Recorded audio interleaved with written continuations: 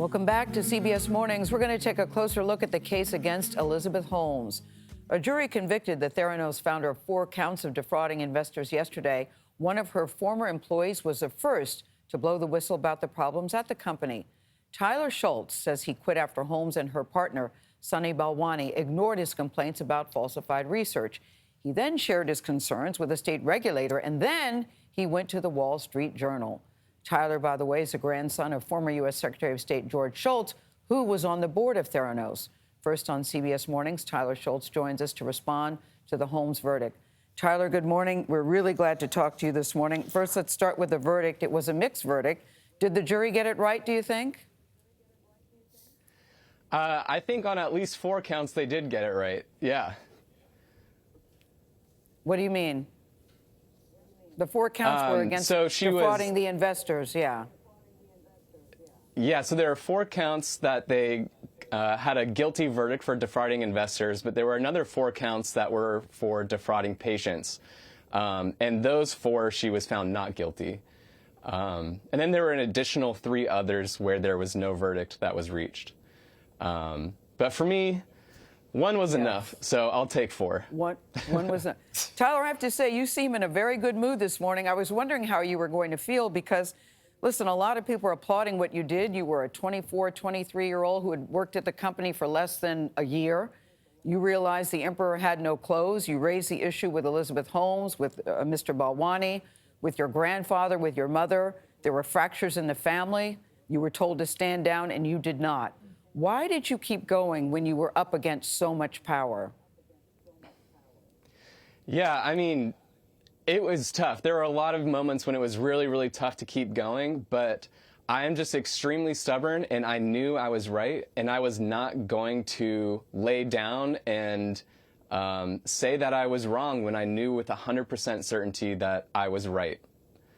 Why do you think that they believed her over you, someone who was on site there at the company and could see what was going on? Why do you think people even closest to you did not believe you?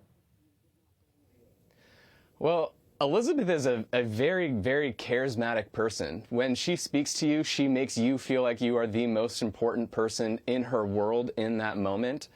And she almost has this, reality distortion field around her that people could just get sucked into. Even when I was working with the product every single day, seeing it fail time after time after time, I could go have a 5-minute conversation with Elizabeth and feel like I was saving the world again. It's really a hard phenomenon to explain, but she sucked a lot of people into that. Yeah, Tyler, that's well expressed. I think our viewers should know that this is not just about investors. There were people who got bad results from this product. A woman who thought she had HIV, another woman who thought she what might be miscarrying a baby. So the stakes were huge for patients as well. From your perspective, from where you're sitting, I'm really curious about the personal side of this. This is your grandfather, George Shultz, a titan of the 20th century, former Secretary of State. Your relationship with him got really rocky. At one point, you were communicating only through lawyers. What kind of cost did you face as an individual, as a grandson, in taking on this fight? Yeah, that was extremely tough. This whole saga has taken a financial, emotional, and tolls on my relationships. And the toll that I took on my grandfather's relationship was probably the worst. I mean, it's tough to explain. I had a few very honest conversations with him. We ultimately did reconcile. He never quite apologized, but he at least admitted that I was right about what I saw, and he congratulated me for doing the right thing. And actually, in one of my last conversations with him, he told me a story about how he got Elizabeth invited during Fleet Week in San Francisco to go give a speech to United States sailors, United States Navy sailors, and he said with tears in her eyes, she told the room about how she was so honored and humbled that her life's work would be saving the lives of United States servicemen and women. And he said he just could not believe that anybody could get in front of these people who are willing to put their lives on the line for our country and lie directly to their face as convincingly as she lied. Yeah, a lot of people are and asking I feel that like question. him telling me that story. Yeah. He's saying, Tyler, you were right. Yeah. Yeah, I feel like him telling me that story was him acknowledging that I was right, and he finally was starting to see through her lies. Tyler, you are who you are because you're willing to use your voice. And you are on the list of witnesses who would possibly take the stand. Did you want to? And if you did take the stand, what would you have said? You know, it was kind of nice not having to go testify. I didn't have to prepare. I would have been happy to testify, to get up there and have the opportunity to tell my story under oath.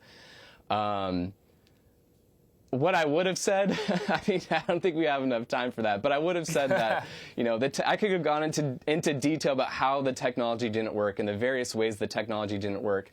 I would have explained my conversations that I had with my managers, with a vice president, with a CEO, with a board member, with regulators, with journalists. You know, I had to talk to a lot of layers before anything really started happening. And so if I were on the stand, I probably would have gone through all those layers. Tyler, do you want jail time for Elizabeth Holmes? You know, whether Elizabeth Holmes spends time in prison or not doesn't really affect my life. I'm happy that she was found guilty for these crimes, and I feel like I got my vindication from that, and I feel good about that. As far as the jail time goes, you know, whether it's 1, 5, 10, I don't really care as much. I'm just happy that she was found guilty. I feel like I won. Yes. I'm vindicated. Yeah. I'm glad you feel vindicated. It's a very brave thing you did, Tyler. Very brave. You risked your professional and personal life, and I commend you for that. Tyler Shultz, thank you so much for joining us.